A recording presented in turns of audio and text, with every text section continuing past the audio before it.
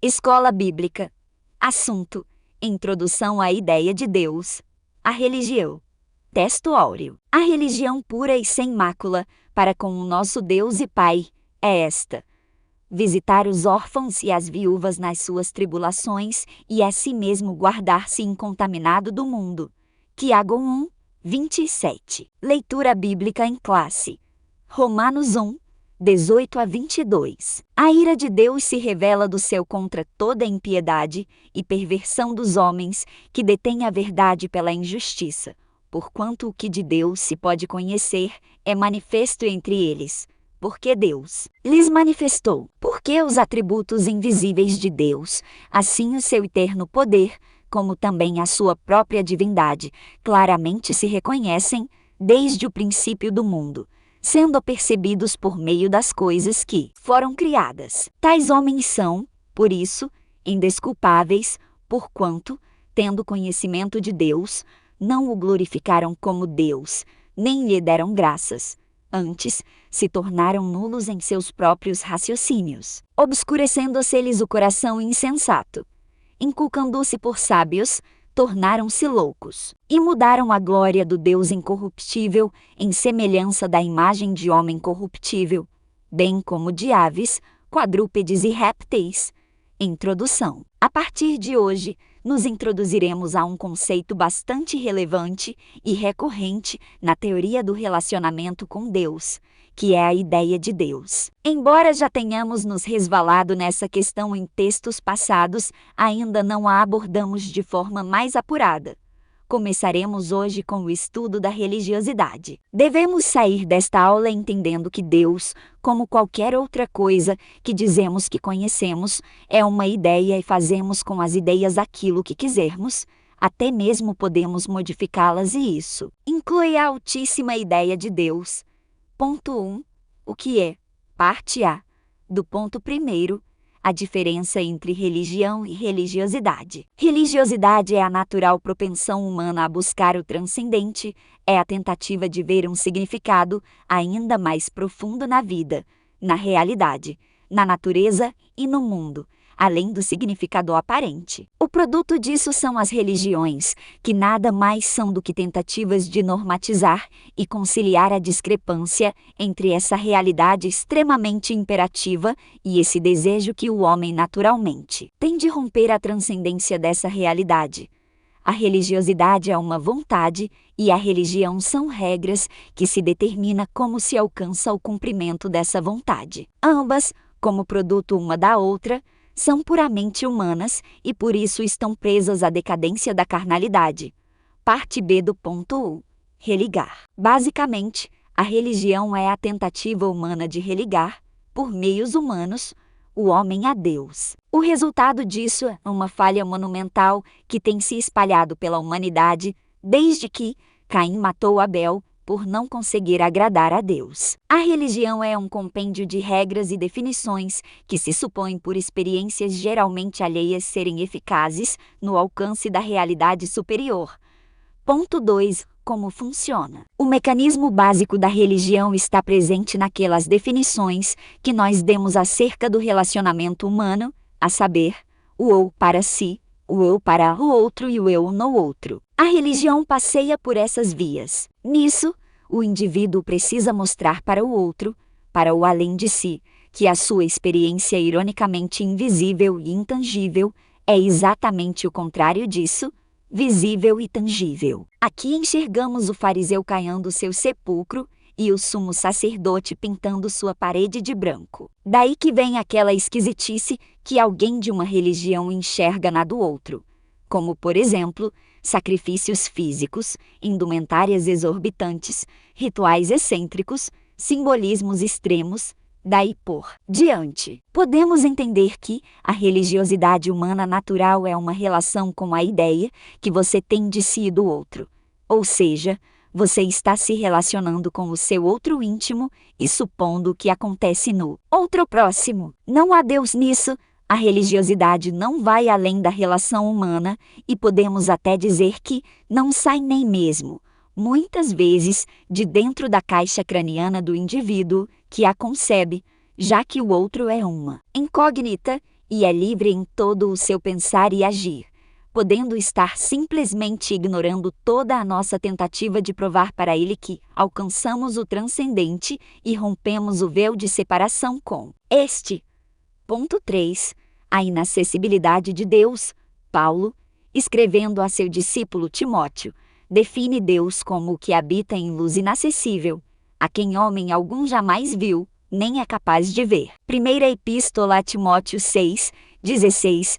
As religiões, de forma geral, tentam constantemente quebrar essa transcendência da realidade divina em relação à nossa. O resultado disso é a tentativa constante de demonstrar esse rompimento, que é o que vemos nas religiões. Lembra daquele véu do templo que foi rompido na morte de Cristo na cruz? Aquele véu é um símbolo da nossa separação natural e moral de Deus. Parte A. Do ponto 3. Inacessibilidade natural. O que a escrita de Paulo a Timóteo nos demonstra é que Deus é transcendente, ou seja, sua realidade está natural e implacavelmente separada de nós. Nós, seres criados por Deus, anjos, serafins, querubins e homens, não entendemos Deus e provavelmente nunca o entenderemos completamente, nem aqui nem na eternidade, porque em sua natureza estão seus atributos incomunicáveis. A verdade é que, a despeito de essa ser a parte de Deus que mais nos impressiona e aguça nossa curiosidade, essa é a parte que não entendemos e que não entenderemos jamais. Parte B do ponto 3. Inacessibilidade moral. Embora a moral seja um atributo comunicável de Deus, isto é, nós podemos participar das suas atribuições morais, é inegável que, enquanto estamos nessa realidade, onde a carnalidade impera até mesmo dentro de nós, nós não podemos ser santos e moralmente perfeitos tanto quanto Ele é. Todos pecaram e destituídos estão da glória de Deus. Romanos 3:23. O apóstolo João chega a declarar que o homem que diz que não tem pecado na verdade está tentando sujar Deus com a sua própria imoralidade. Quando diz, se dissermos que não temos cometido pecado, fazemo-lo mentiroso. 1 de João 1:10. O que podemos dizer acerca de tudo isso é que o homem está separado de Deus pela sua própria moralidade caída e por si somente não pode recuperar esses status. Segundo o que aprendemos, lendo os apóstolos e os discursos de Jesus, é que a religiosidade humana é ineficaz no relacionamento com Deus. Ponto 4. A idolatria. Basicamente, a idolatria é a tentativa de materializar o transcendente, torná-lo visível e palpável, para que possa ser objeto de culto e de adoração. A idolatria faz parte do pacote dessa tentativa de mostrar para o outro a realidade da experiência que o indivíduo diz viver. Por isso, toda tentativa de simbolizar o transcendental pelo físico acaba caindo no erro da idolatria. O indivíduo diz que, em determinado local ou coisa, Deus se manifesta. E, no momento seguinte, o local ou a coisa será adorado no lugar de Deus. Ponto 5. A hipocrisia. A religião é basicamente pura hipocrisia pela sua própria natureza, pois ela nos propõe que há uma realidade além de todo o nosso universo, que naturalmente nós não conhecemos e nem podemos alcançar, isto é, não vemos, não ouvimos, não tocamos, talvez nem assintamos, pelos meios que se possam definir como naturais ou físicos. Mas a religião diz que, mesmo assim, nós podemos alcançar tal realidade. Para isso basta fazer o que o religioso que prega isso diz que você deve fazer. Toda religião oferece mais do que pode dar. E se todo o mecanismo que a religião exige do religioso não funcionar no contato com esse transcendental, o líder porá a culpa no liderado, e este mentirá para si mesmo e para os outros, dizendo que alcançou essa meta transcendental para fugir dessa culpa, dessa rejeição do transcendental. Isso se ele não fizer como Caim. A verdade é que, se a divindade ou a realidade transcendental proposta não se manifestar na vida, ou não corresponder às expectativas do religioso, certamente ele vai agir de forma real ou simbólica, como fez o primeiro homicida, E para fugir dessa outra culpa, ele se tornará hipócrita, fingido e mentiroso, dizendo para todos os outros que têm uma experiência mística como a do seu líder. Ponto 6. A mentira. Desde Caim que os homens que não conseguem agradar a Deus, achando que poderiam fazê-lo. Em algum momento eles verão naqueles que aparentemente conseguem motivo suficiente para cometer todo tipo de violência e perseguição. Por esse motivo morreu Abel. Foram perseguidos os profetas até João Batista. Cristo morreu na cruz e a igreja tem sido perseguida até os nossos dias. Porque os homens que vivem na mentira das religiosidades estéticas e aparentes não conseguem entender a grandeza do Evangelho na vida daqueles que esperam no Senhor. Toda religião, para resolver o problema da separação entre o transcendente e o humano, estabelecerá seus próprios subterfúgios. Os fariseus no tempo de Jesus achavam que, pelo fato de eles serem abençoados na saúde e nas finanças, eles tinham alcançado o favor divino. E Jesus declara que os gentios, para romper essa separação, faziam uso de vãs repetições. As religiões, de forma geral, montam essa mesma estrutura, cada uma a seu modo. Ora a religião eleva o homem, de forma velada como sempre, ora rebaixa o transcendente com o uso de sutilezas, como é o caso da idolatria. Geralmente essa elevação do homem é feita através de sutilezas, nas quais o indivíduo define algo como transcendente e sagrado e acusa aqueles que não percebem ou aceitam essa realidade como sendo indivíduos impróprios por algum motivo de participarem dessa transcendência. O budismo, por exemplo, rebaixou Deus a nada, e as religiões politeístas transformaram seus deuses em escravos da vontade humana. E esses deuses, por sua vez, transformaram seus fiéis em escravos da sua própria carnalidade. Porque esses deuses exigiram do homem muitos sacrifícios, tudo isso para que os deuses possam servir à vontade humana. Os profetas de Baal chegaram ao descalabro de se cortarem com navalhas no Monte Carmelo. Ponto 7. Deus é o meu fim. O Deus da Bíblia é o fim do eu. Ele é a própria negação do ego. Porém, se não houver a renúncia do eu, consequentemente a renovação da mente e a transformação o si mesmo, o eu caído definirá Deus, e o que há de sair dessa forma será tão humano quanto mentiroso, tão humano quanto vingativo, tão humano quanto homicida. Não existe relacionamento promissor com Deus, onde não existe o que ele cresça e eu diminua, ou não vivo mais eu, mas Cristo vive em mim, ou mais, tudo é vaidade, ou ainda, o homem é pura vaidade. Em todos esses lugares vemos a negação do si mesmo acontecendo nos relacionamentos com Deus. O homem que diz que conhece a Deus fará com que o Deus dele seja conforme sua imagem no espelho. A moral e o caráter desse Deus será semelhantes à daquele homem. Até traços de sua personalidade serão inseridos neste Deus. Isso é o que nós chamamos de esgoteísmo negativo. A razão pela qual Deus quer que nós nos negamos a nós mesmos é porque Ele quer se definir para nós e com isso nos definir de acordo com Ele, como era antes da queda, quando éramos conforme sua imagem. Portanto, a solução para o egoteísmo negativo é a negação de si mesmo. Ponto 8. A imagem de Deus.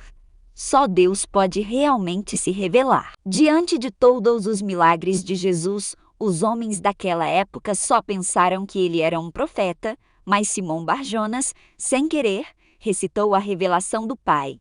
Tu és o Cristo, Filho do Deus vivo. Mateus 16:16.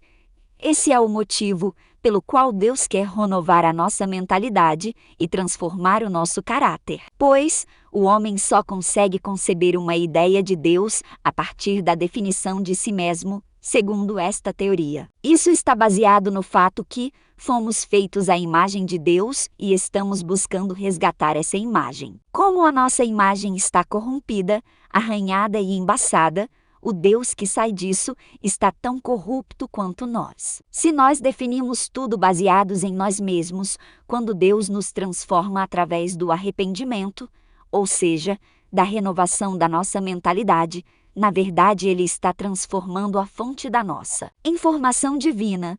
Assim, a transformação do indivíduo é concomitante com o conhecimento e o relacionamento que este tem com Deus. Ponto 9. Treskeia. Quando fala de religião na sua carta, Tiago usa os termos gregos treskeia e treskos, religião e religioso, respectivamente. Aqui ele não está se referindo à religião no sentido metonímico, isto é, não se refere às religiões propriamente, mas às práticas do serviço religioso, que eram muito comuns e de grande apreço entre os judeus e gentios.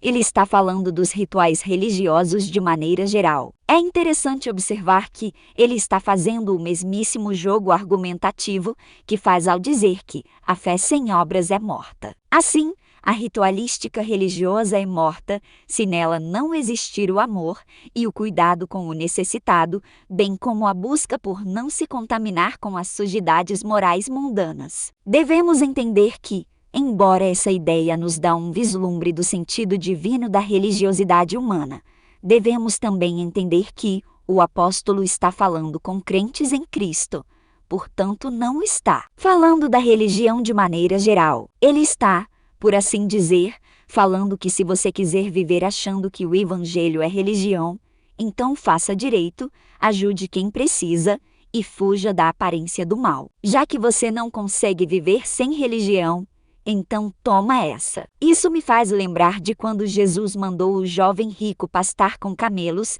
e vender tudo que tem e dar o lucro aos pobres, já que ele queria ser perfeito. Se ele já cumpria a lei, como disse que fazia desde novo, o que mais ele queria? Um mandamento novo? O 11º mandamento, que Moisés se esqueceu de entalhar na pedra. A verdade é que essa religião ninguém quer. O sujeito subirá uma escadaria com 10.000 degraus, ficará preso num quarto escuro por 7 dias e, aqui no nosso meio, que é o que nos importa, o crente fará jejuns de 24 horas, fará votos de abstinência dos mais inusitados ou usará roupas compridas nesse calor de 40 graus, só para não cumprir com aquela religião pura e sem mácula de Tiago. Talvez até consiga fazê-lo, mas somente ao som de trombetas.